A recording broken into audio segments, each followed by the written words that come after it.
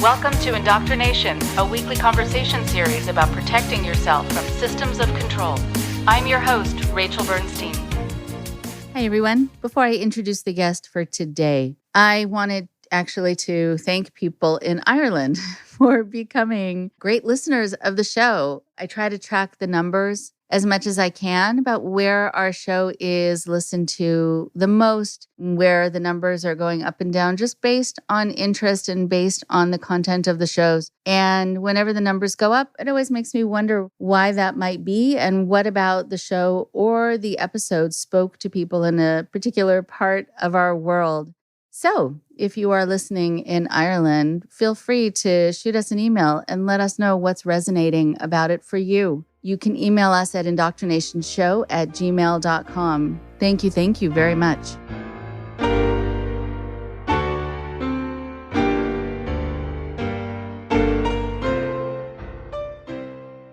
And for today, we have Jeremy Sherman. He has a Ph.D.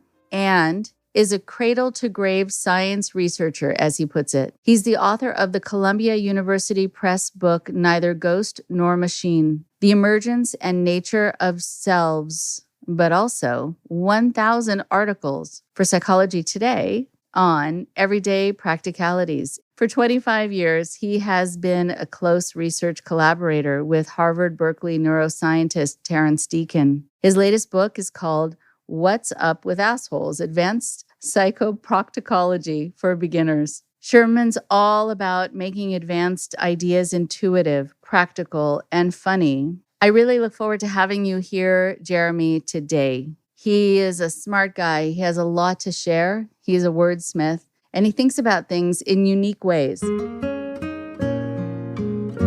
Here's Jeremy now.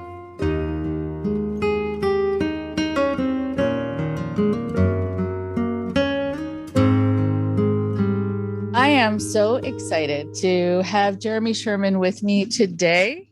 I found it to be serendipity. I was doing some research actually for a podcast episode and was looking up particular ideas, came across an article that you had written. And just as you described things, I thought, this is someone I feel I have a lot to relate with, just the way you described some of the things that you were describing. I mean, just the terminology, the way you looked at it.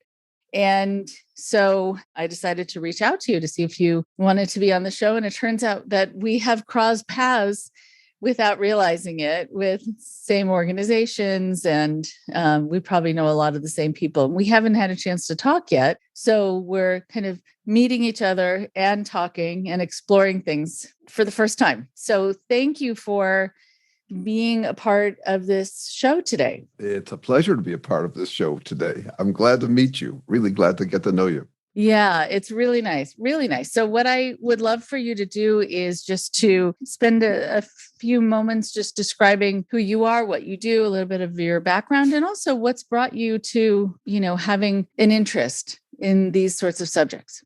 My life has been lucky and wonderful and unusual, I would say, in some ways. I guess I should start by saying some of what I do now. I call myself a cradle-to-grave researcher.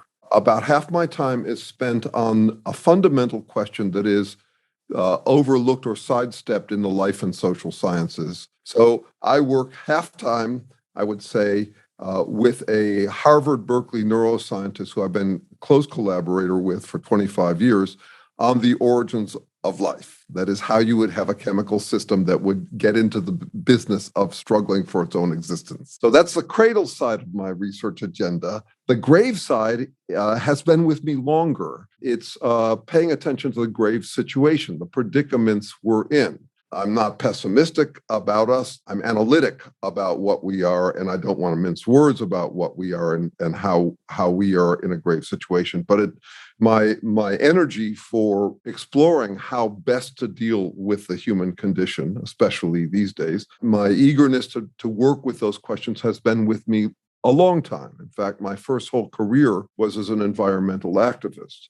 And here's a touchstone to our work in common is that I lived for 7 years on the world's largest eco-village hippie commune, a 1,400-member commune in Tennessee called The Farm, where I was an elected elder at 24. I was so enthusiastic about our work. So my whole first career was that, and then founding an environmental organization with 75 chapters around the United States, and then taking a master's in public policy at Berkeley, where I kind of sobered up on the challenge of how to improve things for humankind. And in a way, I've circled back around to that work. So I took my public policy degree, almost capping a career in activism, then got interested in evolutionary psychology, then got interested in complexity theory, then got interested in these much more fundamental questions, which is, what are we?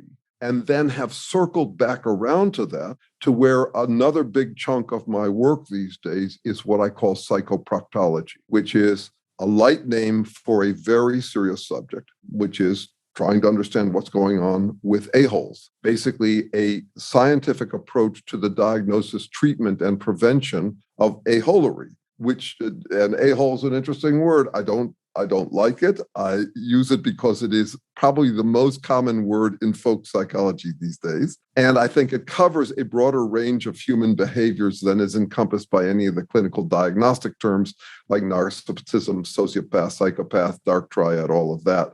And I approach that work from the perspective of my origins of life research.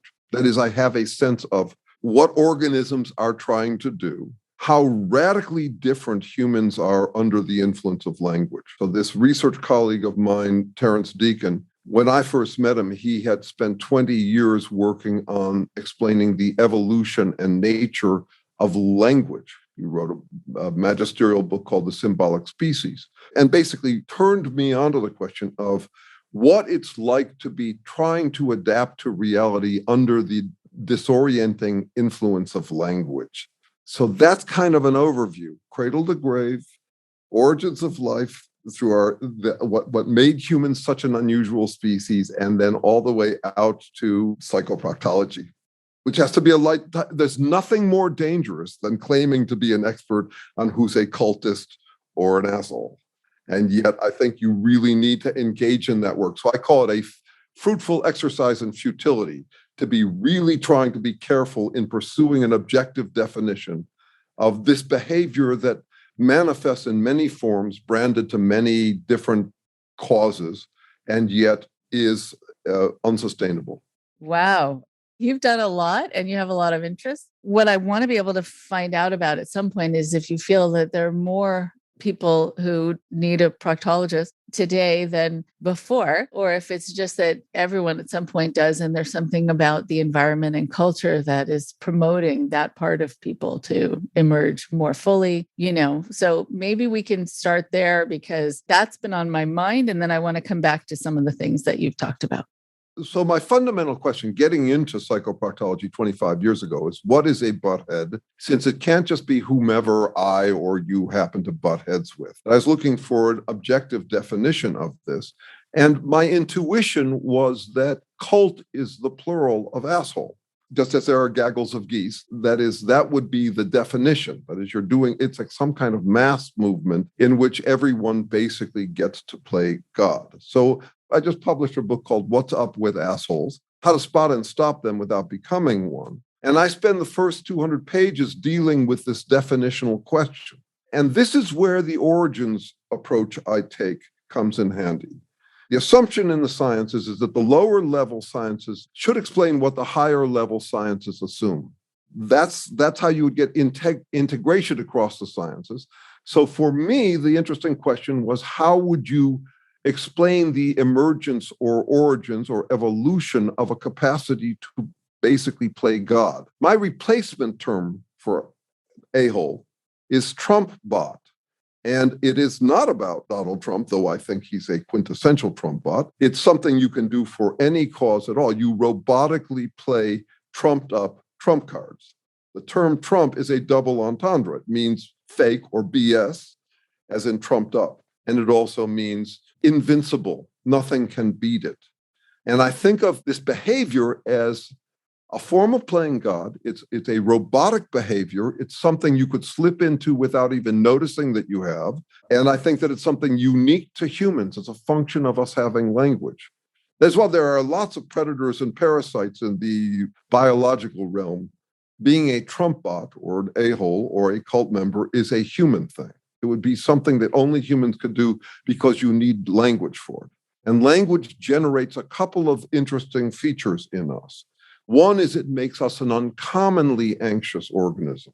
When you compare what a dog, the variety of things a dog could worry about before falling asleep, to what a human could worry about, all the real and imaginary threats and missed opportunities we can conjure up conceptually because we have language. And language also makes us an uncommonly denialist species. That is, we can talk our way out of any number of threats. What I'm saying is a long-winded answer to your question, but I think it's rife in human condition that we would have this cultish capacity.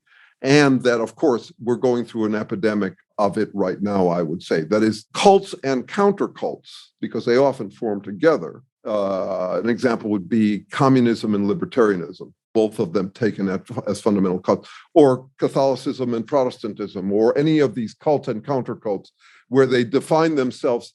They're obsessed with brand, as if the brand makes a difference. I think the branding is irrelevant. I am profoundly nonpartisan in my approach to cultism because it's always the same BS, just different branding. Yes, but there's a lot of reasons why it would be up right now, why we'd be seeing a whole lot more cultish behavior. The anxieties are up, and the offerings of ways to dismiss them are way up.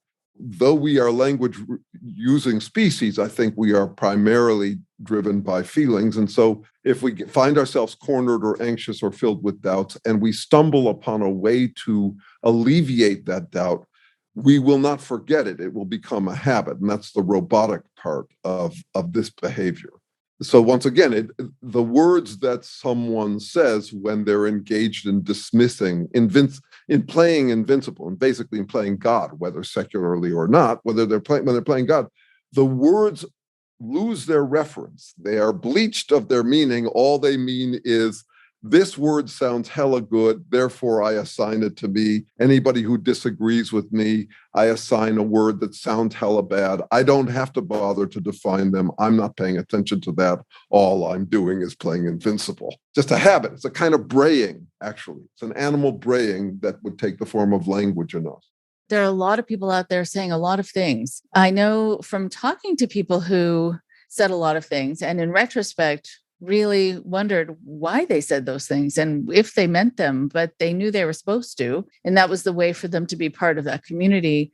Or, it happens also in cultic groups that the phraseology doesn't make sense. We could talk about language a lot with cults and how certain language impacts us physiologically in different ways. And that's why some words are used for other words, like around the time of Heaven's Gate, when there was a video that was done, none of them talked about death. And they all talked about going to the mothership or leaving their corporal bodies. And so there wasn't that sort of natural response that you'd get that would alert you that something is going to be happening that might be really dangerous to you, because the language was all shifted. But I do think that for some people, they feel like the more esoteric the language is, the deeper it is, the more meaningful it is, the less they understand it really, the more they think it's at a higher level, which is I've found so interesting. And people will spend years trying to decipher. Well, it's like Q. They'll trying to decipher what they're presented with, and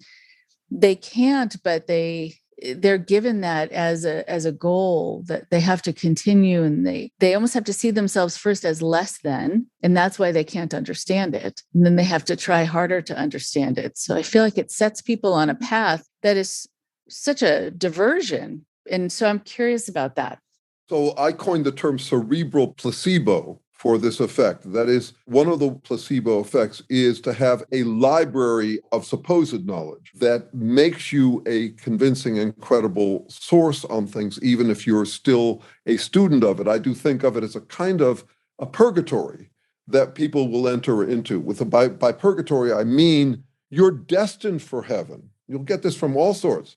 I know I'm trying. I know I'm not perfect yet, but I am on the right path. I have found the right path. It will destine me for this heavenly state, and that's comfort enough. That's freedom from doubt because I've found the path. And of course, what's going on across all of this, anytime there's a deference to a god or a demagogue, you're humbling yourself before an imaginary friend so that you can lord it over others. That would be standard across all of this stuff. Obviously, I have to distinguish. I don't think that, I'm going to call them Trump bots because that is my term for it. It means cult member or it means an a-hole or something like that. I think it's what we're really trying to get at.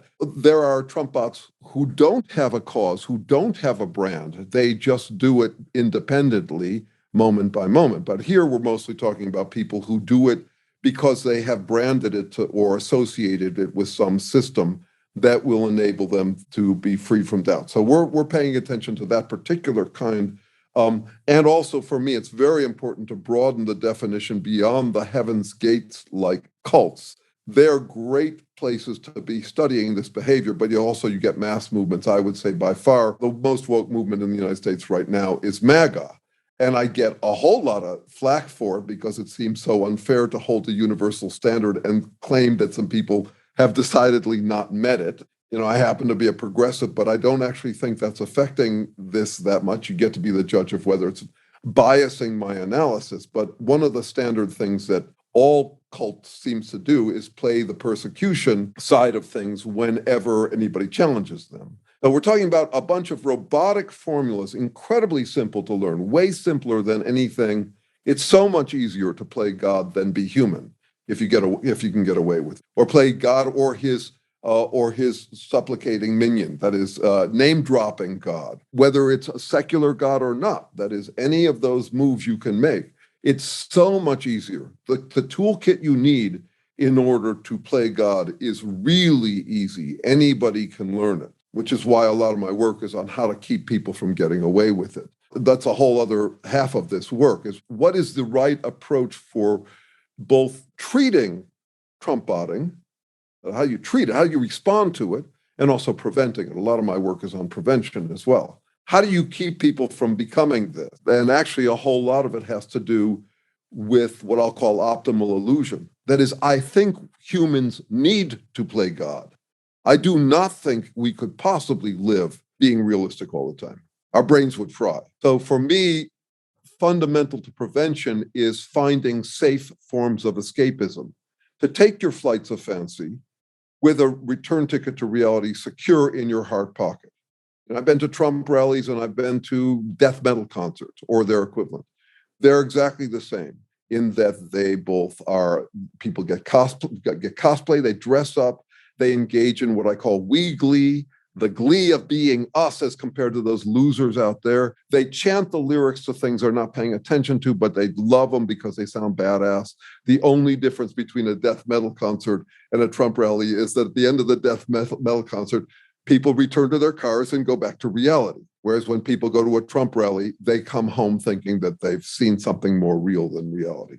Huge difference, huge difference. I think masturbation is way more virtuous than any of these other flights of fancy one might take. Cult rallies of any sort, you come home thinking you've seen something more real than reality. It's a big difference to me. So I encourage safe escapism. Not how far out you go, it's about whether you remember to come back to Earth. Right. So right now, in my practice, I'd say good 40 to 50% of the people I'm working with are people who have loved ones who are saying, I see what's real, you don't. And there's no place for us to talk about this. It just is. And why do you not see it? And what's wrong with you that you don't see what I see? And so this idea that people are not only seeing what they think is more real than real, but that they're immune to evidence to the contrary is really interesting to me, because no matter how much evidence you show, it's not going to make a difference. And so the part about people seeing what they think is more real than real, what is promoting that? What does promote that? And why is it that then there is sort of this, not only just an allergy to being shown facts, but a hostility about it? Right. Well, immunity one way or another to counter arguments. So I don't think people generally join any of these movements for the cause. I think It's a visceral response, which is they see the promise of alleviation of all doubt. Doubt is a very uncomfortable feeling, and if you get enough of it, you also are at risk of self-doubt, which is doubt about whether you've got what it takes to deal with the doubts of everyday life.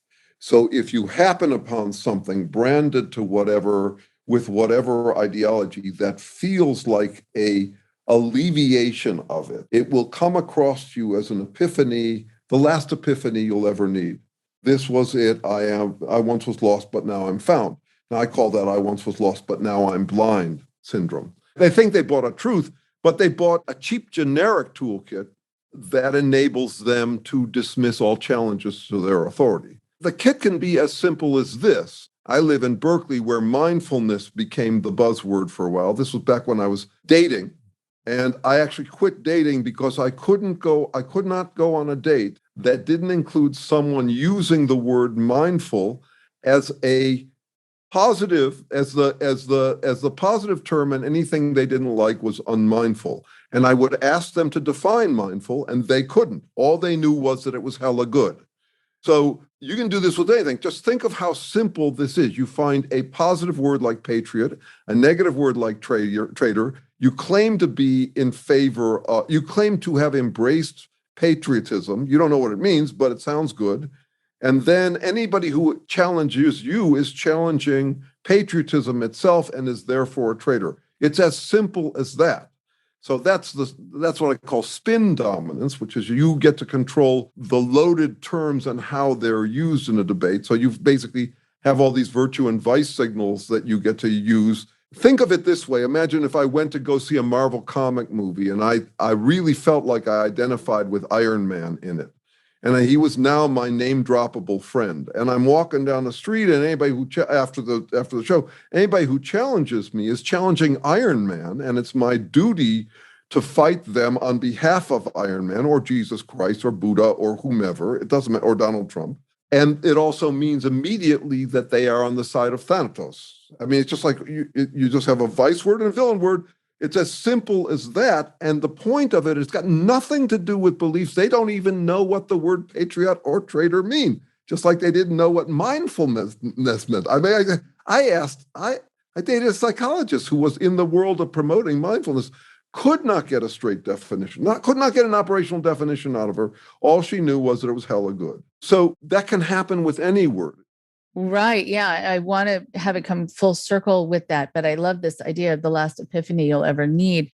I get asked a lot about why there is this hostility, why there's anger. And I've noticed it too, even though, working with people, having to deal with Scientology, which I have had to deal with for 30 years now, and them harassing me and whatever, that hostility. But they're doing it because they've been told to do it. They think it's saving the world that they harass people who do this work. So that's been super fun. But what I have noticed also, though, is with these cases that are more recent, that are political, that are about conspiratorial thinking, etc., I liken the anger to this response to, you're going to be taking away the one thing that's anchoring me, and that it triggers this fear. I give the example, I have a bit of a fear of heights. If I were in an airplane and someone said, oh, by the way, we're not going to be landing, we're going to just be opening the doors and you're going to be parachuting down, and someone pushed me towards the open door, I would, for the first time in my life, hurt someone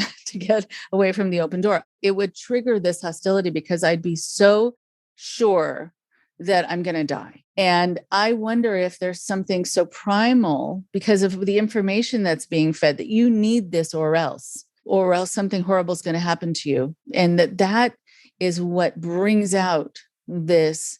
It feels almost like a lack of ability to even talk about it with any civility. What do you think? There was something you said in there that I'd want to unpack a little bit, which is that they've been told that they can't live without it. I think it's more visceral than that. A lot of our work is on what you call synergenics, which is how you ever get wholes from parts, how you get multicellularity, how you get societies, anything like that. And the current theories about that are limited. They don't actually explain how it happens. I think it happens by addiction. And I don't mean addiction necessarily in a bad way. I happen to adore my addictions. I've got some really good ones, including all of this work. I'm quite addicted to it. I'm grateful for it. But let me give you an example of addiction and how it works in biology. Humans and other primates have to get vitamin C from an external source. All other mammals make their own vitamin C. You don't have to give a cat vitamin C. So what happened was we got an external source of vitamin C 35 million years ago when we ended up in trees and there was fruit already in a synergistic relationship with birds.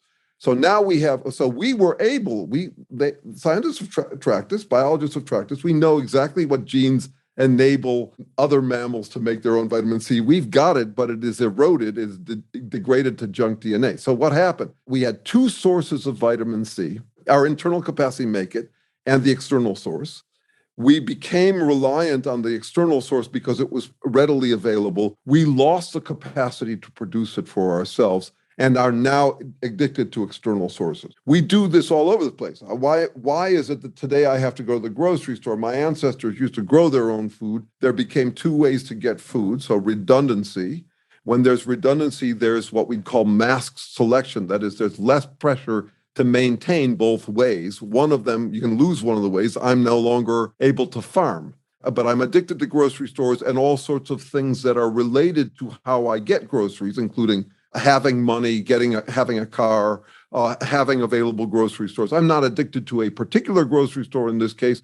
If one closed, I could go to a different one. But this thing about addiction and how it's a product of losing capacity to do for yourself. My colleague, Terrence Deacon, is writing a book called Falling Up about it. Falling, you lose a capacity.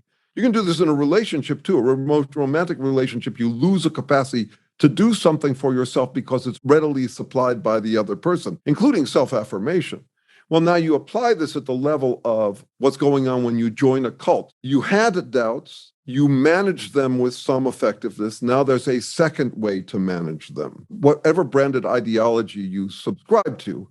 And now you are addicted to it. So to drop out of it is like dropping out of an airplane. That is, you have self-elevated and gotten into the rush of elevating yourself to the level of to that high altitude. And no, it would be terrifying. The bottom would drop out if you considered any other alternatives. And not only that, anger is one response, but there are a bunch of other responses. What you could say about all their responses is that they're melodramatic.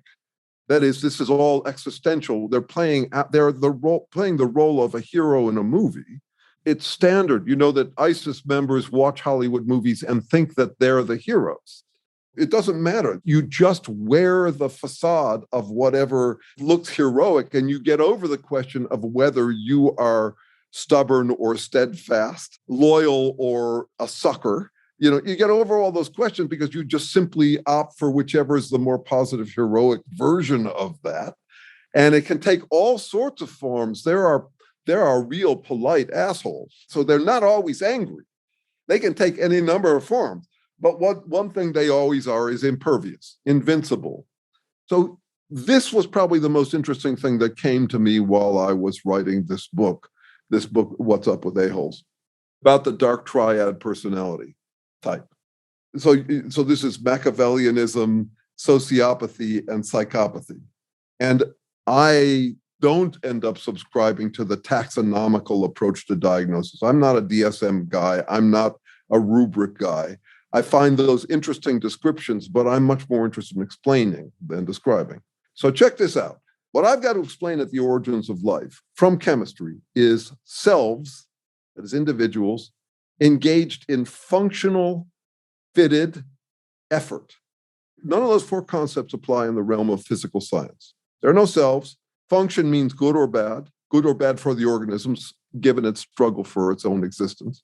Fitted means wise about its environment, responsive to its environment, adapted to its environment, and effort, which means it's a particular kind of work. That is, when a rock falls, it's not making effort, but when an organism does something, it's effort. If you look at those four traits, selves, function, fittedness, effort, and you imagine them at their optimized, that is maximized, which a human can imagine having all of them ideal.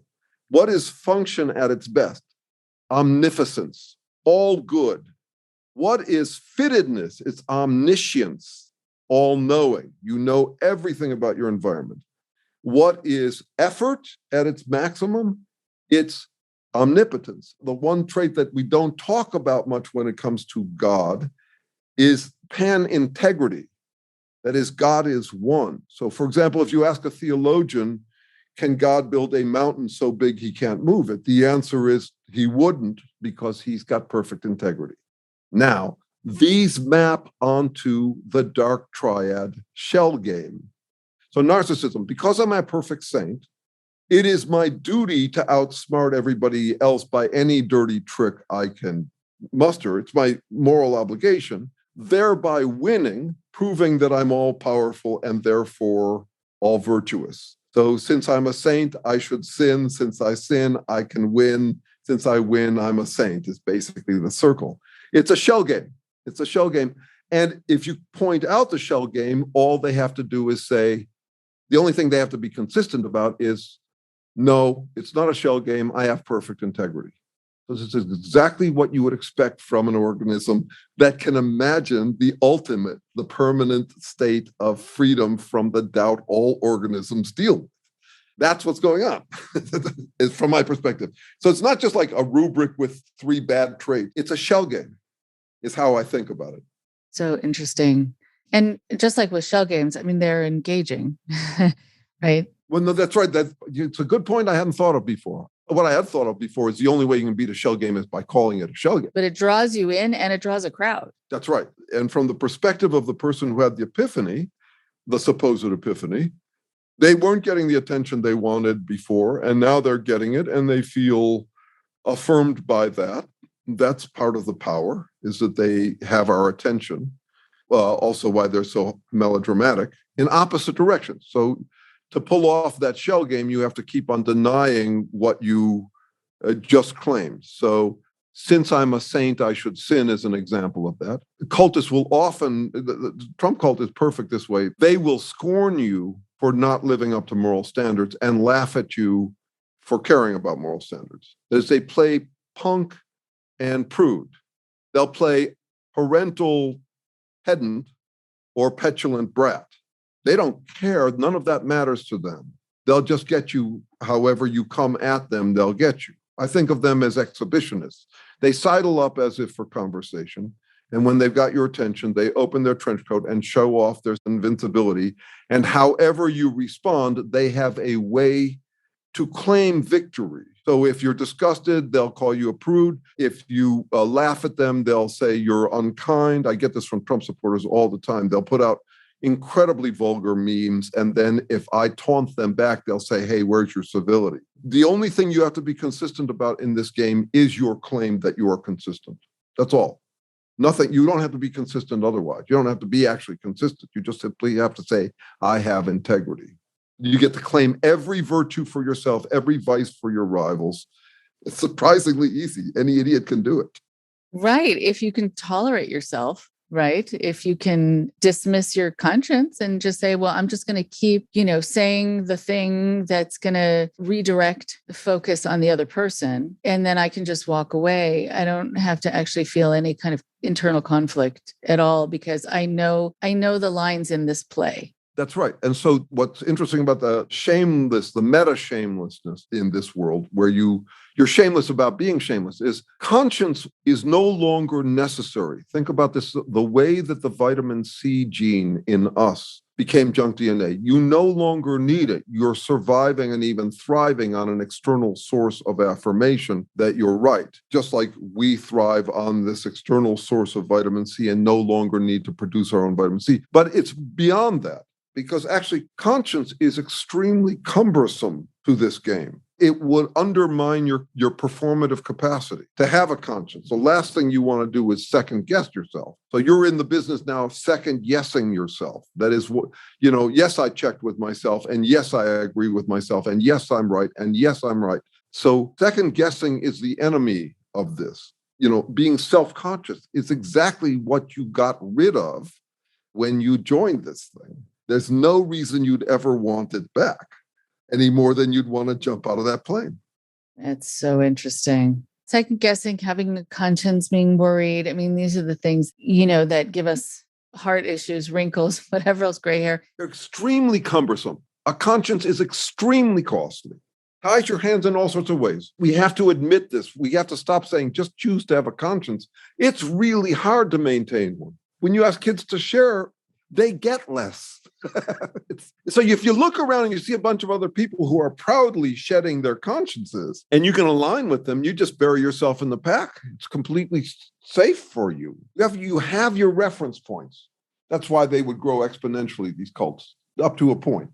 What's so interesting as you're talking is that when I work with people who have been in relationships with people with narcissistic traits, when I work with people who've been in cults, when I work with people who've left political movements, they will often talk about how they realized after a while that the person they were with or the person they were following was 5, 6, 7 steps ahead of them, that they were still trying to make sense of the thing that they were told that was the opposite of what they were told the day before. They're still trying to make sense, right, about how someone who they're looking up to or someone who they're partnered with could do the thing that they really did. And it must be that someone got that wrong, because when you are driven by your conscience, we assume that what's true for us is true for other people. And so the people who don't have that same guideline, I think it truly confuses people, baffles people. And then on top of it, you have a lot of people for whom there isn't justice, where they get away with it over and over and over again. That's a very frustrating thing for people who are still determined to have a conscience and also have a sense that there should be some justice. And you see people really wringing their hands and being incredibly frustrated while other people are off dancing and haven't worried for a moment. And it's fascinating to me. I can see sometimes when people come into my office, when someone will call and say, I feel like I'm with someone sort of narcissistic in their coldness and like they don't have the capacity to feel in the way that I feel. And I can sometimes tell when they first walk into the office, because one looks very well rested and put together. They took time to take care of themselves, and the other looks haggard and confused and beaten down, and they didn't have time to eat breakfast because they're still trying to figure out their lives or get past the fact that they were just insulted and they're not sure where that came from because they didn't know that they were getting attacked back for some narcissistic injury that they caused inadvertently. And so you can see it even in their personas, that some people just glide through life. I still, even though it's easier, I don't want to be one of those people, but I could see that it's a lot easier. Yes. So given my background, given who I grew up around, the counterculture, I have become hyper aware of a delusion that I was a solid member of for many years. We happen to live through a peculiarly comfortable time. I'm a baby boomer. I'm 65. So we happen to live through an unusually comfortable time in world history, and rounded up to love, kindness, tolerance, openness is the answer, not just for our local temporal culture, but for the world. An audacious thing to claim that if everybody would just be kind to each other, tolerant, receptive, all of that, on the count of 3, if we all just did that, which would be true if everybody did it. It doesn't work like that. And actually, this is a place where I credit true conservatives. We're not dealing with conservatives these days. This is a different thing. This is a fascist cult, but I would say, but a true conservative who looks at the counterculture and says, no, I came through World War II. I don't believe that. I don't think that's credible, that love is always the answer. So I still have many friends who will shame me for shaming, who express gross intolerance. They say be intolerant of intolerance without noticing that's a dilemma. So for me, whenever I notice any of the moral principles that we sport, do not be negative, you shouldn't be judgmental, be intolerant of intolerance, they're all actually dilemmas. They're fundamental dilemmas. They're not principles. The fact that they're self-negating doesn't mean you can be cynical about them, nor can you afford to be fundamentalist about them. They are dilemmas. I have to figure out when to shame, when not to shame. I've gotten into interesting debates lately around the term humiliate. So one way to think about my work, the practical side, the prevention or the treatment side of it, is how to humbly humiliate people who will do anything to avoid humility. And multiple configurations of that fundamental puzzle that I think if we can't solve it, we won't survive as a species. Another one is, how do you humbly humble robotic humiliators? But I have friends who simply assume that one should never humiliate anyone. So if you look up the term humiliate, it means basically to take someone down a notch, to reduce their self-esteem. So if you got a normal person and you try to strip away all of their self-esteem, that's tacky, at least, if not villainous. But if you've got someone playing God and you try to reduce their self-esteem, that's a necessity. It's also a bind, because a lot of the people who enter it because they have low self-esteem. I wouldn't say everybody who becomes a cultist is one of those. There is a theory that everybody's got a chip on the shoulder. No, I think you can enter. There are many detours into assholia. It's an easy path to take for any of us. No, any path you're on has detours to assholia, etc. But still, this is a sympathy for the devil challenge, which is, this is someone who's got a low self-esteem, who's compensating for it by pretending they've got the ultimate self-esteem. It's interesting how often people leapfrog over normalcy. So if you're really anxious, you dream of enlightenment. If you're really destitute, you dream of heaven. You don't dream of becoming normal. You dream of becoming the super rich. Obviously, the pain is so great, you'd like to alleviate it forever. But nonetheless, I do think that we need to recognize that the behavior that is absolutely necessary and appropriate with some people is the absolute inverse of what you should do with other people. So that means, and when you're in a relationship, the whole idea of getting into a relationship is that you could trust this person enough to be open, tolerant, loving, kind, respectful, forgiving. It is a very tricky thing. It'll take decades sometimes to realize that when they say words at you, when they bray words at you, the last thing you want to do is parse what those words mean. The words don't mean anything. It's braying.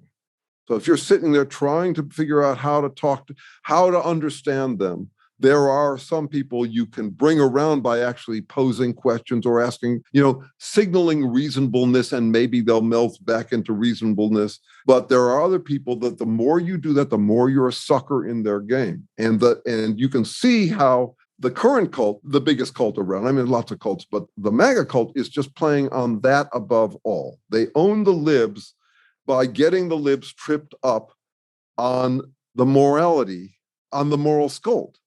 I mean, I get this all the time with the Trump supporters. The amount of pedantry I get from them preaching about being civilized or polite or kind or any of this. They don't care about that. You watch their behavior, they don't care about it at all. Behavior is how you would know what they really care about. They don't care about it. They care about its ability to sucker you into concern about whether you've got a conscience and they don't, that's an advantage.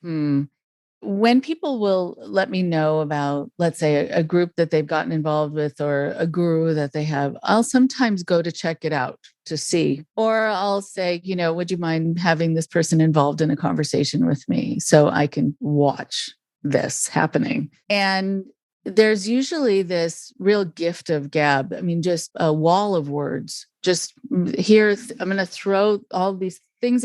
There's this impression very often of it being important, and that it's monumental, and that it's life-changing, and it's really nothing. And so what I have found, and this isn't just about sort of political rallies. I mean, this can happen when people say, I have a spiritual coach who, I want you to be able to talk to, because I feel like they're not really, treating me right, but they've convinced me that they are, and can you talk to them? What I've sort of come to with that is to guide people not to hear the words, but to notice the actions, like you're saying, that it matters how that person treats you or what happens there to you, but also to notice what they don't say, not what they do say. So if you're expecting, let's say, for someone to apologize because they really hurt you, they can talk forever without ever saying, I'm sorry. You might think they said it because they talked for 4 hours. They might even say it with compassionate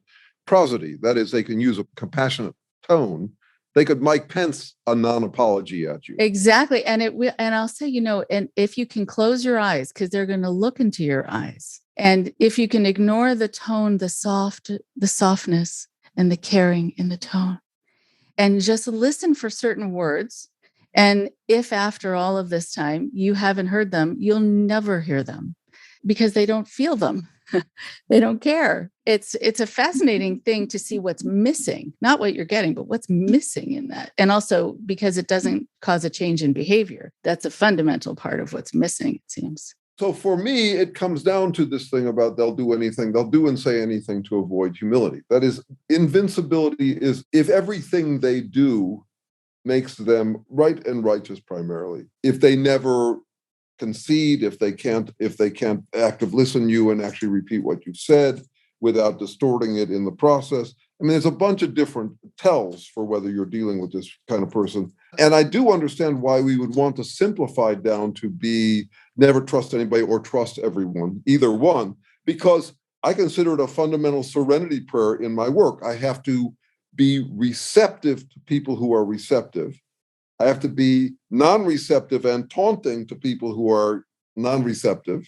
You know, when I'm dealing with a commenter on one of my articles or someone who on Twitter who I've engaged with, because I do a lot of experimenting there about how to engage with these people, I can make two mistakes. I can think someone's a troll when they're not, and I could think that they're not a troll when they are. And it really makes a difference. You want to get it right. It's one of the fundamental adaptations. I need to be responsive to different conditions. So the tell is a really important thing. And yet, what's fundamental to my work is that it's all guesswork. The struggle for existence is trying. We're trying. We are organisms trying.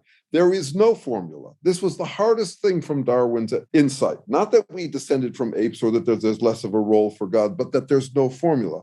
Life is guesswork.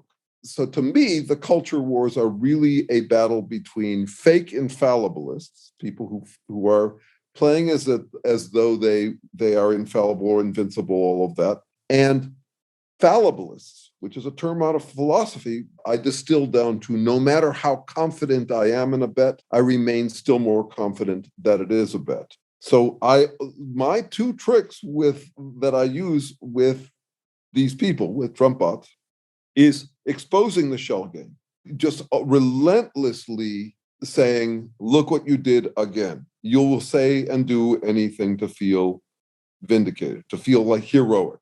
That's all you've got. You've got nothing else.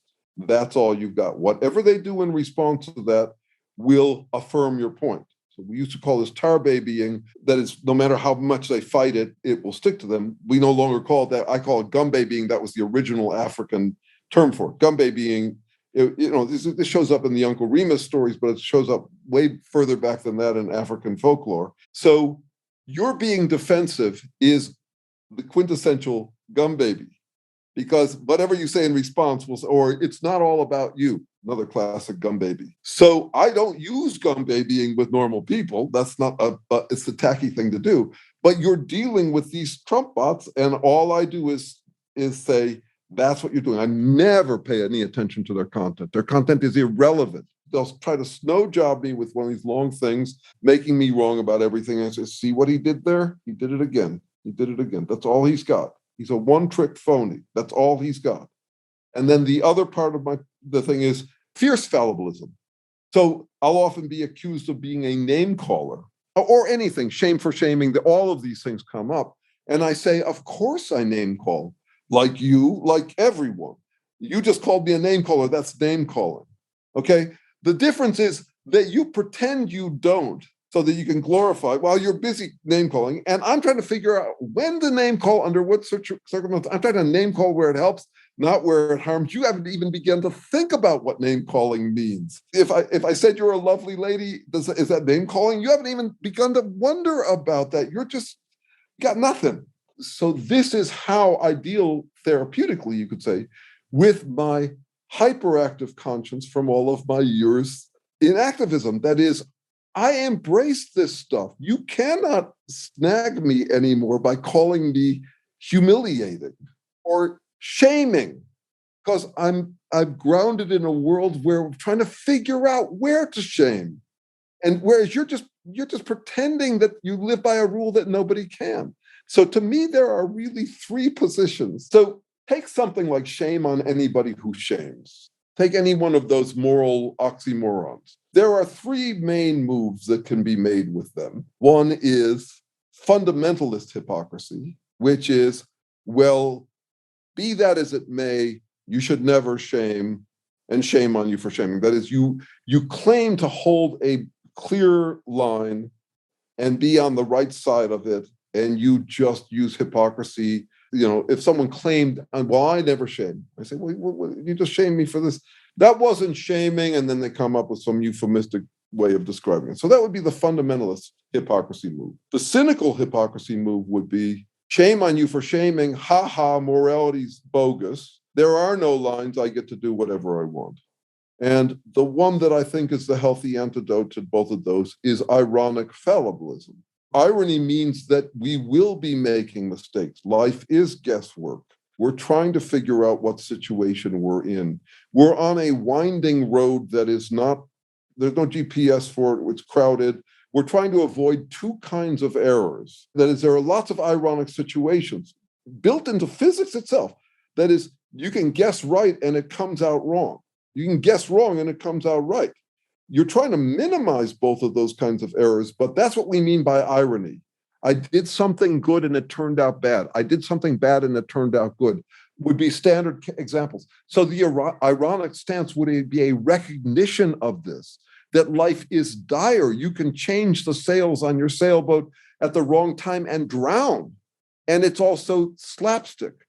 That is, it is inherently, inescapably slapstick. Life is tragic comic. And I am trying to live it right. The best equanimity I can have as a person with a conscience is to be equally anxious about, for example, being too assertive or not assertive enough. If I'm equally anxious on opposite sides, that's about as close to equanimity as I'm going to get. It's very serious, and at the same time, it's a hoot. It's just a riot, because there are all these the pitfalls, the slapstick. The banana peels. Life is banana. There are banana peels. There's no escaping them. So that's my take. Title of your next book. I did write an article, When Life Gives You Banana Peels. I love that. Okay, yeah. Right. It's like the idea of no good deed goes unpunished. No good deed goes unpunished is on the edge of, it's inviting the cynical hypocrisy. It's all sore loser stuff. I'm just like Jesus Christ. I'm being sacrificed on the cross. No good deed goes unpunished. Those are interesting dances. We have a lot of that stuff floating around. And yeah, I wouldn't want it to lead to cynical hypocrisy. And I noticed that in seeing myself do it. I was once accused by someone of name calling, and I noticed my first response was relief, like, haha, you just called me a name caller. And then a couple of months later, I thought, no, actually, that is not my response. My response is, no, I'm trying to figure out when to name call. Did I name call well? Did you name call well in name calling me? That's a question. It is, right. But what you're talking about too, and what you had was this, what they call the thought terminating cliche. Like you had your response. You didn't have to feel it. You didn't have to think it. You thought about it later, but you had your automatic. That's right. And yet I also want to say that has been having thought terminating responses. I think this would be an accurate description. I'm just making this up on the spot. Gives me the grounding. About 3 months ago, I felt sudden relief. I knew actually my formula for dealing with the Trump cultists on Twitter. I now had my formula for dealing with them. I just described a bit of that. It's basically a combination of gumbabying, that is, look at this guy, all he will do is this, and fierce fallibilism, which is if I ever did get to the point where I wanted to comment on some attack, well, I had to do that very carefully because, like I said, I'm not going to pay attention to their attacks. But if I decide to tease them about it, I'm going to say, yes, of course. I'm trying to figure out, I will make mistakes about when to shame, when not to shame. You don't seem to be paying any attention to that. Once I had that grounding, in a way, it is a kind of thought-terminating move. We can't think about everything forever, and we don't want to improvise in all circumstances. So to have my formula for dealing with the formulaic, I'm just making this up here, but I think that's a useful thing to do. The last thing you want your clients to do is enter into these conversations improvising. They will not succeed. You need to go into it with a strategy, especially if it's someone that they're close to. Good Lord. I mean, you go into that, you've got all these other habits already formed in a relationship with a loved one who has turned towards a cult. You've created this whole relationship of listening and attending and caring and all of that. And suddenly they've turned on that. They're using it to their advantage. That is, your vulnerability is now their asset. You do not want to enter that conversation improvising. You actually need some thought terminating. Open-mindedness is considered a virtue. I am trying to be open-minded and closed-minded in the right places, not the wrong places. I do need my thought terminations. If I went completely open-minded, I would not be able to function. I have to have working assumptions. I'm a fallibilist, which means that they could be overturned, but it's not like, I wouldn't want to pretend that it wouldn't be costly for me to change my mind. Right, exactly. No, not at all. I mean, I think actually that sort of speaks to how in some contexts and with some subjects, there is this idea that it is not okay to agree to disagree, that it either is right or wrong. And in other places, you can agree to disagree. And so there has been pushback, and rightfully so, when people are talking about things like racism. It's not okay to agree to disagree, that one person, is above another. Live and let live is a breeze, as long as we don't have to live together. And when you are living together and making joint decisions, then you really have to make them. What I'm hyper aware of, and I think it's something your clients might also find interesting, is the potential for slipping into what I'll call infallibility death matches. It's winner takes all, loser loses all. It's a kind of thing that people can slip into really easily. Imagine if we were having a conversation and I said, what, you think the Beatles' White Album came out in 1970? You don't know anything, do you? You could say that impulsively, but then there are also situations in which someone is actually trying to cultivate an infallibility death match. You're completely wrong, I'm completely right, or I'm completely wrong, you're completely right. Once you're in that, it's dumbed down to death. You're just not you cannot think straight. And we're dealing with that right now in this country. We have one party that is completely devoted to the infallibility death match. And it makes it impossible to actually think. I mean, I miss true conservatives because they were able to engage in a degree of give and take that we're not hearing these days. I have broken up with partners who systematically could not apologize. And it wasn't just because they wouldn't apologize for things they did. It's because it invited an infallibility death match that would dumb me down. That is, if I'm going to be with someone who can't apologize, I'm not in a position where I can afford to apologize. If I say I could be wrong, they'd say, yeah, you are. That would be, and I actually need the growth potential that you cannot have when you're dealing with someone who, for whatever reason, my partners were often people who they naturally felt a need to hold their ground with me. I'm a noisy guy, as is evident from this. I say I'm glad that my lack of appetite has finally caught up with my lack of aptitude for partnership, because I'm just too mouthy for it. I'm not good for it. But anyway, for whatever reason, I couldn't be in a relationship with someone who can apologize because it's too conducive to me not apologizing. And I don't want a life like that. I actually need a life in which I can admit to my errors. I don't want to live in an infallibility death match. Interesting. So you like the challenge, to be challenged. What I am curious about is, a couple of things that you mentioned. When you talked about the cerebral placebo, and that you mentioned anxiety, and this is not to, throw a wide net and diagnose a whole group, but do you feel that the people who are of certain beliefs or of certain leanings, or who are really activated right now, are ones who do deal more with anxiety, who can't tolerate the unknowns as well as others, who don't have a positive or neutral even outlook about what could happen next? What do you think? What have you noticed about them just psychologically? Once you find a formula that makes you more comfortable, you will also, this is the I once was lost part of the equation, is you might actually end up making a bigger deal out of how lost you were before it. The more lost you were, likewise, the more lost anybody who disagrees with you is, the more anxious. So the more elevated in its value, whatever solution you found. I do think that I distinguish two kinds of study. One is a little closer to Aristotle's, where he felt free to kick the tires on stuff, and he's basically exposing himself to lots of different views. That's what you do in philosophy. You're basically shopping among interpretations, and you're shopping.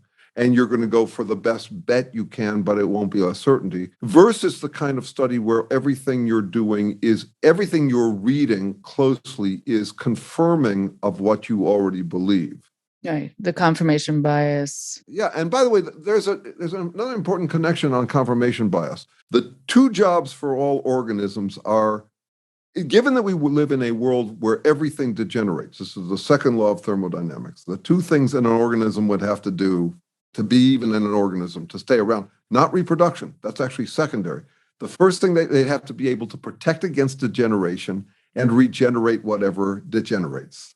They have to deal with what I'll call selective interaction. That is, they have to protect against all the kinds of energy sources. I'm talking about physical energy sources that would degenerate them. At the same time, they have to consume the right energy sources that they can use to regenerate themselves. So this is fundamental. This is 3.8 billion years of history. This has to be there from the start of life. Our origins of life model has this selective interactive capacity by chance, because it would have come about by accident. So basically what I'm talking about is organisms have to drink water, not bleach. They have to eat food, not toxins. Okay, they have to take in the energy they can use to regenerate themselves and keep out the energy that will degenerate them. What happens when you apply that at the level of language? You get confirmation bias. That's what it is. You take in the ideas that you can use to regenerate yourself, and you keep out the ideas, or you attack the ideas, that could degenerate you. And so for me, confirmation bias is inherent. It's also where the thought terminating ideas come in. I have confirmation bias. I'm actually grateful for it. But here's the difference. For me, confirmation bias is a problem I have to manage in myself. And for a Trump bot, confirmation bias is the solution to all their problems. It's the solution to all their problems. That's all Trump botting is. That is, no matter what happens, if it challenges me, I have to deflect, attack it, dispose of it somehow. If it affirms me, so they're self-winding. No matter how you shake them, they're confirmed. They're self-winding. They get wound up. Now, back to your question, are they more anxious by nature? I don't think so necessarily. That is, someone could slip from a happy-go-lucky life into Trumpism because it's an advantage. It's a relative advantage. I don't know. That doesn't mean that they had to go into it more anxious. But I will say that once they're addicted to it, it's not like everybody who's addicted to morphine was low on morphine when they got into it, but they'd be really low on morphine if they cold turkeyed off it. And I think that's the heart of it there. So interesting. So this really ties in with how so often controllers, manipulators, cult leaders will want to rewrite people's histories so that they really did need this, or they were going to be in the gutter without this, or no one has loved them up until now. So thank goodness they found finally this person who could love them. Right. In a way, the psychotherapeutic community does end up confirming that some. The whole notion that these were people who had uncommon chips on their shoulders, I'm saying ain't necessarily so. Sure, plenty of them were like that, but it's not necessarily that case. So if you really think, and I hadn't thought about it before this right now, I hadn't really focused on the I once was lost. How much of a celebration there is, how important it is to maintaining the sense that you are found. It is to think that you were lost. It's very much a kind of tying oneself to the mast kind of thing. And I have known a few people who did get lost. That is, they hit a midlife crisis and they seem to get out of that hole. They scrap their way out of that hole, often by finding something that reassured them or gave them confidence. And now they have locked themselves to that thing because the last thing they want is to ever get near a hole like that again. I'm 65 now. I can no longer have a midlife crisis because I'm no longer midlife. But I got two macro and a few micros in there. Uh-huh. So there was something, and they were not fun, though they were edifying. I learned some things from it. I don't know if I learned the right things. That's often the case. I once was lost, but now I'm blind. So there's certainly that potential. I wouldn't put it past me. Mm-hmm. Right. I once was lost. Now I'm lost somewhere else. That's right. There's a lot of that. That's right. Right. I mean, I do think also it's this idea too, we're going back to the opposites. There are some people who need to be the victim. So in order for them to be the victim, you have to be a perpetrator, or they can't be the victim, right? So they need to accuse you of things or interpret or misinterpret what you've done to them. Yeah, though, what's especially interesting to me about this mindset is the quantity of toggling they'll do in it. So we talked about it on one dimension, that is on the level of power. Christ is the victim we sympathize and identify with. We, the persecution, the number of religions. I mean, my folks are Jewish, yours might be too. We romanticize our own persecution to some extent, I would say, at least in my version of the culture, there was plenty of that. The Mormons are all about that. I end up hanging out with the fundamentalist Latter-day Saints and have read a fair amount about it. And there's a good, strong argument that the beliefs are really secondary to the amount of persecution that they can claim. So on the power one, we are both the King of Kings. We will be vindicated. When we're winning, it proves we were always right. When we're losing, it proves we were always right, and we will be right again soon. That would be standard in it. But there is that on all the other dimensions as well, including omniscience. I know everything, and what I don't know is unknowable or irrelevant. Okay, so you get that one on that one. On the virtue side, I guess it's the no deed too dirty for a saint like me, that kind of paradox. And on the integrity thing, you get the same thing, which is, I mean, there are the fundamentalist hypocrites and the cynical hypocrites, but mostly you'll get a blend of the two, which is someone who will claim, like I said, that they'll claim that they are policing the world by moral standards, and they'll in the next breath they'll laugh at you for caring about moral standards. That is, the inconsistencies are part of the shell game. You know, it's reminding me of so many former cult members who talk about having felt superior than the rest of the world, but feeling absolutely inferior within the group, that they could never reach the level of the leader. So they always felt less than, and they were always trying to dig themselves out of a hole that was dug for them. And they have to get their standing back, and they have to be perfect. And there's no way to be perfect. So they always felt like they were looked down upon, but they were still above everyone else in the world. Yeah, you just gave me an idea about that I hadn't thought of before. So I've been interested in the inclusive double standard, which is, you think I'm ungenerous. I think that my fellow cult member deserves more than you too. Meaning, I am generous. I'm generous to my fellow cult member. I think there's a reverse in what I just heard, that an inverse, which is also fascinating, which is, you think I'm arrogant. I'm not arrogant. I think I'm less than the leader of my cult. I'm generous. I believe in forgiveness for members of my cult. So it looks like three-dimensional chess to outsiders. You get really confused by it. And it's not. It's incredibly simple. It's amazing how complicated you can make life by pretending that it's much simpler than it really can be. That's what they're doing. And it is also three-dimensional chess in a sense, in that we're all trying to pay attention, at least to some extent, to what's true. And they're playing on a completely different dimension. It's just about elevation, relative elevation. The content is just window dressing. It's got nothing. It's lip service, it's braying. It doesn't mean anything to them. The only question is whether they win, and which means that the mind turns to mush. There is no mind anymore. Here's one way I've thought about the sequence by which someone would join a cult, is that you're feeling anxiety, you find a doctrine that makes you feel confident, you shell yourself up in the doctrine, but the doctrine is porous. People outside will laugh at you for having embraced the doctrine. And so what you do is you shell yourself up in the generic tricks of cultism, and the doctrine falls away. Because the generic tricks they're hermetic.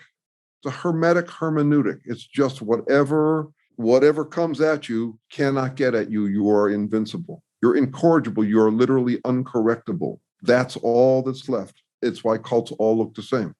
They can have absolutely opposite beliefs. It doesn't have anything to do with the beliefs. All that's left is the generic rhetoric.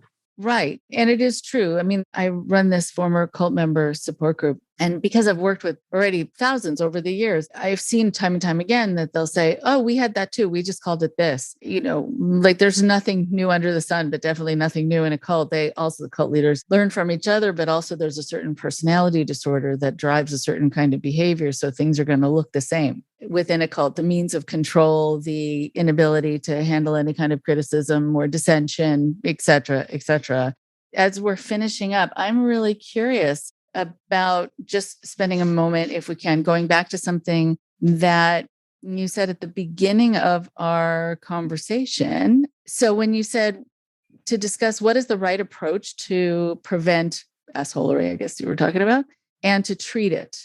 Maybe let's end there, because that's something that is really prescient for the listeners. The treatment is basically, how do you deal with them? My goal is not to change their mind. That actually gives them more value than they deserve. It's enabling. I'm not going to reason with them. Once I've made a careful bet that I'm dealing with someone who's in this state, in this Trump-botting practice, the robotic playing of trumped-up trump cards, I'm not trying to reason with them. That would be dangerous. And I'm certainly not trying to change their mind. I'm trying to make it cost them.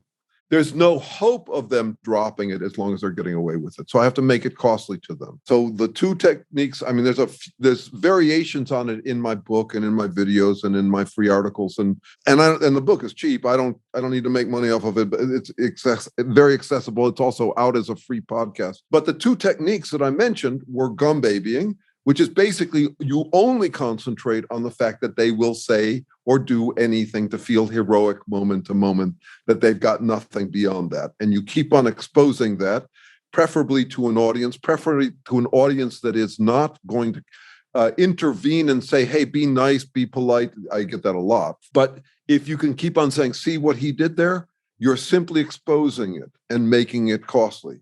So I will do that kind of shaming at them. That's gum babying. And whatever they come back with, you stick with the gum babying. You simply say, there, he did it again. This is all he's got. That's that one. And the other one is I will shame them for something sometimes in order to get them to try to attack me. And when they do, they find that I'm actually invulnerable to it. I said to one guy, I bet I know what you're going to come back with. You're going to be snarky at me about how unkind I am. And the guy went Mike Pence on me. He went, no, if I've ever been snarky to you. Then I said, then allow me to continue my snark at you. That is, I'm trying to show you, we all use these tools. You cannot lobotomize whole parts of human behavior. The question is to use them in the right place. So that's the fierce fallibilism. Trying to figure out when to use which technique. And then on the prevention side, that treatment, and I mean to keep it that simple. It's really got to be simple. We're dealing with people who are they're using a simple formula. And then the second, how you prevent it is, we all need self-love. Get a room. I don't go to church. I'm an atheist, but I do watch movies in which I pretend I'm the hero. I play music. I pretend I'm good. Lots of people play video games. There's so many different ways to do this. We need entertainment. Entertainment is not an option. It's a necessity. Life is way too much for us humans.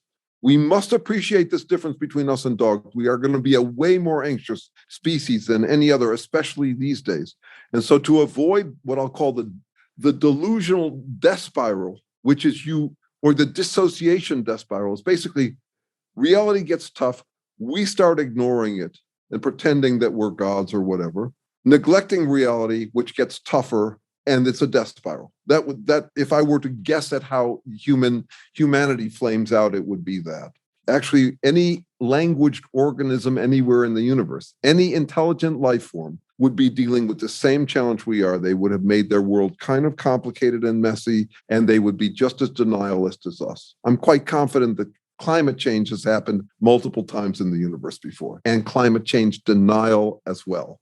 With language, you get this capacity to imagine anything. We're more visionary and more delusional than any other creature. So we really need entertainment. It's not an option. We just need to do it's optimal illusion. You got it, safe escapism. Not a matter how far out you go, it's whether you remember to come back. So happy to have gotten to know you just a little bit about, what you've studied, what you've put together. Where can people find your work, your books? I'll also put links in the bylines for the show. So you can find way too much of me just by Googling my name. I'm hyperactive in the meme or bumper sticker creation. I do a whole lot of that on Facebook, like 10 a day of really short things. You can find a whole repository of my stuff at jeremysherman.com. And I got close to 1,000 articles at Psychology Today under the title Ambigamy, Insights for the Deeply Romantic and Deeply Skeptical. I have 3 books up on Amazon. The latest is this thing called What's Up with Assholes, How to Spot and Stop Them Without Becoming One. I have one out on Origins of Life work called Neither Ghost Nor Machine, The Emergence and Nature of Selves. And I have an old book up there called Negotiate with Yourself and Win. I also have a podcast called Negotiate with Yourself and Win, which is me debating myself. All right. I am so happy to get to know you. I hope we get a chance to talk again and we can schmooze and learn together. I've loved it. I'd like that. Yes. A pleasure to be with you. Thanks for having me on your show. My pleasure.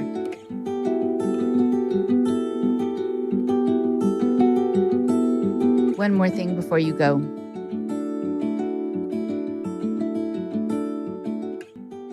It is really important to have people like Jeremy Sherman who can take ideas and offer them in new ways to us and with different kinds of viewpoints and visions, ways to look at them, but also ways to explain them, words to ascribe to them. What I find interesting in the things that he says, just as they tumble out one after the other, is that each of the points, I think, that he makes could be its own book, its own lecture. But I want to just highlight a few of the points that he made. What I know is that I absolutely resonated with so many of the things that he said. First of all, the idea that shamelessness is no longer shameless. And when I think there are so many people who will say certain things and you think that is really so transparent. They're really letting you know that they don't care about you. They don't care about society. They only care about kind of an external locus of control, getting caught, something outside of yourself that dictates for you if you did something right or wrong. But you still don't necessarily learn from it. You don't think that you really did something wrong. You're just kind of more upset that you were caught. But also, I think having people in positions of authority who are very open about their lack of humility and are willing to say things that are absolutely untrue and are willing to say things that are dangerous, are willing to say things that really can be proven incorrect, but it doesn't matter, then you do have this shamelessness, not being shameful. And I think that when you have this, an interesting thing takes place. For some people, they feel very disappointed by people who are in the media, people who are in government, etc., who are shameless. But other people actually value it. They kind of like that they can see people getting a pass. They like that they can see people getting away with it. And I think for a lot of people, it gives them carte blanche to feel that they can do the same, sometimes with success, sometimes not, but still they give it a shot. There's the next point that Jeremy made, which I think ties in really well with the conflict in this, that conscience is extremely cumbersome. And it is. It's very hard to live your life with a conscience. Of course, my bias is that it's better. And I think it makes for a safer world. And also having a conscience, I think, brings the external locus of control to an internalized locus of control, which I think is much more adult, much more aware. But it also means that you walk around with a heaviness, with a sense of potential responsibility or guilt, looking back, wondering what part you played in something that didn't work out well or what you should have done differently or could have done differently. A lot of people don't want that. But I still think it's important within reason. There are some people who are plagued by that. And I want to make sure to mention, because of the population I often work with, that there are people who have been told that if anything bad happens in the world or in their life or to their health or to their loved ones, it's their fault. So this idea of a conscience can actually be tapped into and preyed upon and manipulated to keep people kind of in their place, to keep people looking inward, And so if you're in an organization that tells you you can do whatever you want and say whatever you want, and it doesn't have to be true at all, that's this sort of shamelessness, not being shameful. But the other extreme is also not healthy. When you are told that you need to keep somehow doing self-flagellation, that you need to keep repenting, that you need to keep proving yourself because you have clearly done something wrong that's allowed something bad to happen, or it was all on you, or you got sick because of you. If anything operates in the extreme, there is always the potential for it being problematic. Whenever there is the pendulum that goes from one end to the other, you're going to have problems. So what you want to be able to do is find your place in the middle. I get asked a lot from people who say, I don't know who I am and what I stand for. And I was raised to think a certain way and act a certain way, believe a certain way, feel entitled in a certain way, or feel so incredibly self-critical. And so the place in the middle is often where people are, in this gray area, where they might try to get away with things. They might kind of feel really proud of themselves and might be boastful. They might not pick up after themselves. They might litter. They might do things that they know is not helping the planet. But they also know that if something goes wrong, it's not automatically their fault. And it's best actually to think it through, assess, figure out what happened, see if you played a part. Don't just assume it. And don't just assume it's your fault. And part of the reason I say that is not so much to just give you a sense of relief, but because then it lets the person who may have caused this, the perpetrator, get away with it because you're busy beating yourself up. And cult leaders like that because they like to get away with things. So they've trained people who are upset by what they do, or they train people who have bad things happen to them, beat themselves up. Same thing with manipulative partners, narcissistic partners. There's so much that we have to learn about ourselves and the part that we play in society. And I like Jeremy's vision where it is sort of really focusing in on the shell game, on the personalities, but also zooming out and seeing the big picture. Many people want epiphanies. Many people want to, as he says, leapfrog over normalcy. They want to be holy, super something. But that doesn't really last long.